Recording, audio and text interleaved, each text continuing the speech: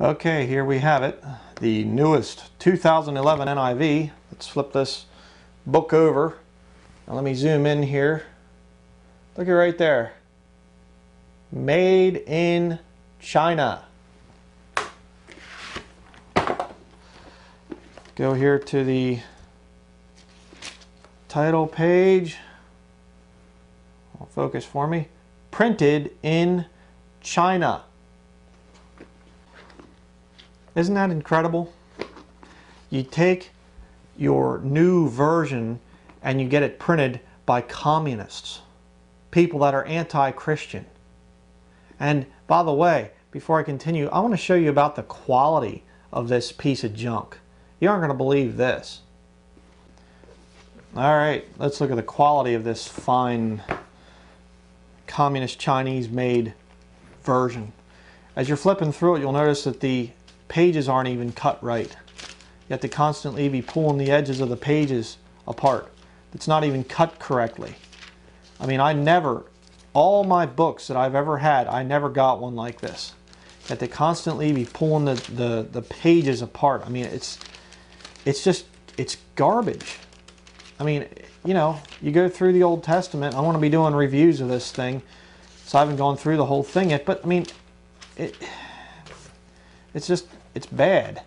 And then look in here at the inside of the thing. Look at that. You know, it's all wrinkled here. They didn't get it glued down correctly, and you know, just, I mean, junk. You could probably, yeah, look at that. Come on, focus. I mean, look at this. You just pull it like that and it just rips. Just incredible. Just the junk. You know, and this is passed off as a Bible. I paid over $20 for this stupid thing too. The new NIV thin line Bible. Oh yeah. It's junk. It's garbage. I mean, look at that. I mean, I'm barely even pulling on that thing and it's just ripping. Let me just show you here real quick a good comparison. Look at this. Look at that. I'm pulling hard on that thing. Did it rip? No. What do we have here? We have a local church Bible publisher's King James Bible. And this thing here, I mean, look at that. Bend it, just goes right back. And guess how much I paid for this? About $45. So in other words, about $20 more expensive than this Chinese made in communist China piece of junk. You know, and this thing here is just beautiful.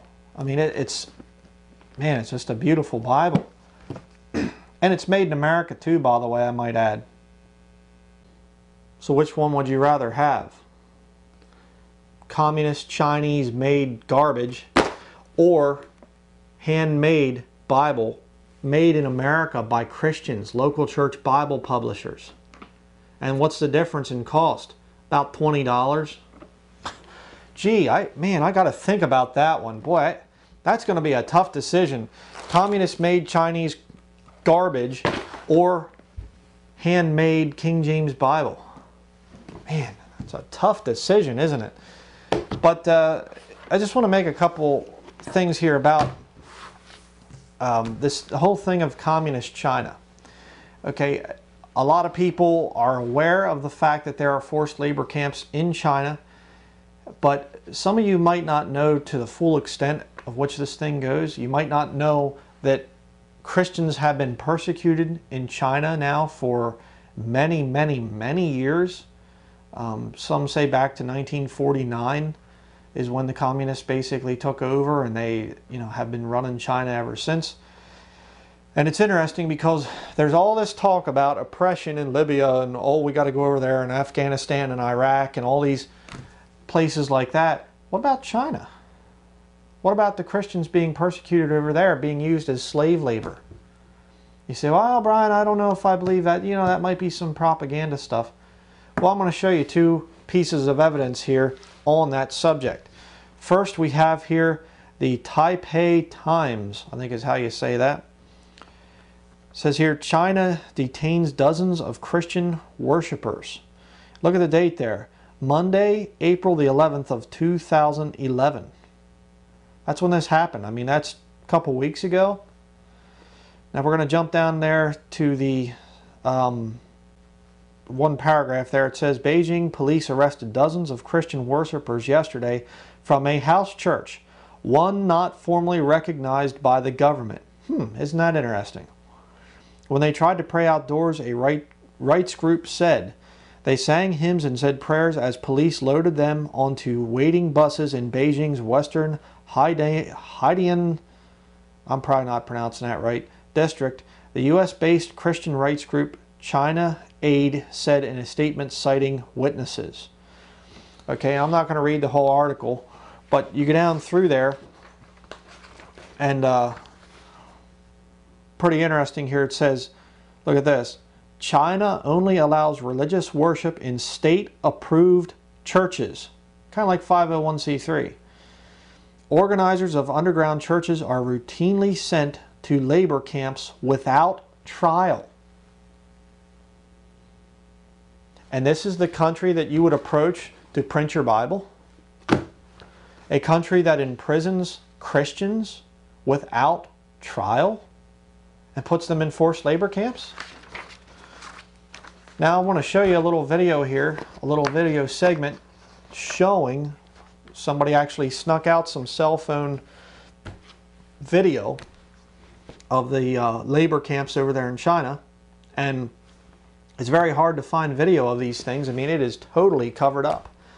But there are estimates of tens of thousands of these labor or Chinese, people being in these labor camps, up to millions of them. And that's where you're getting a lot of this made in China stuff. So I want to show you here a video real quickly of one of these forced labor camps, what it looks like inside of one. Take a look at this. Today we begin a special series on the shocking conditions within China's re-education through labor camps. Now, with cell phone camera footage that has just been smuggled out of China, the international community is being given a rare glimpse of life within these camps. This is Masanja Labor Camp, also referred to as the Ideology Education School of Liaoning Province. Practitioners of the Falun Gong spiritual practice as well as house Christians are held here, often without trial or formal sentencing. Forced labor is one of the tactics used here to reform what the Communist Party considers improper political or spiritual beliefs. Prisoners at Masanja often work from 5 a.m. to midnight. Sometimes they're forced to work through the night without sleep. If they are given a chance to rest during the day, it's on the factory floor. Mealtime means a few scraps of cornbread and maybe some congee or a tiny portion of vegetables. Then it's back to work. In this footage, 8 Chinese prisoners can be seen straightening electrical components called diodes. Not shown here is some of the other work that they're forced to do, including manufacturing Halloween decorations, like skulls and plastic tombstones, for export to the United States. Some prisoners have to handle toxic substances without protective gear, causing itching, throat pain, and lung problems over time.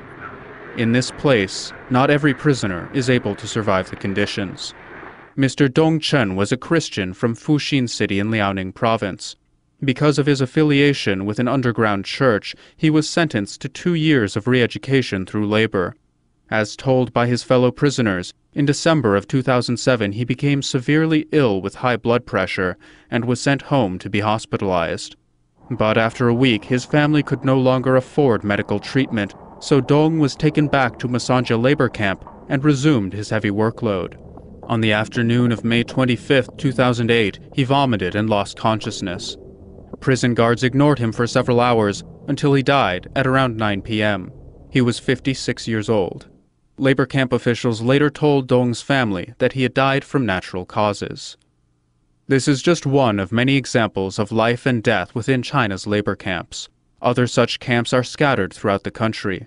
Although it's impossible to get an accurate official count of how many prisoners are being held in these camps, human rights groups estimate it's in the tens of thousands or more. It's disgusting, isn't it? To think of a government that is saying if you're a Christian and if you're not part of a government-approved church, you need to be re-educated, and we're going to use you as slave labor. And I can't say, I don't know, It might have been a regular, reputable printing company in China or something like that. But then again, it could have been in slave labor. Now, wouldn't that be ironic? Wouldn't that be strange if it was house church Christians that are being imprisoned over there and used as slave labor? Wouldn't that be weird if they were the ones that put this thing together? You talk about the cruel irony of that.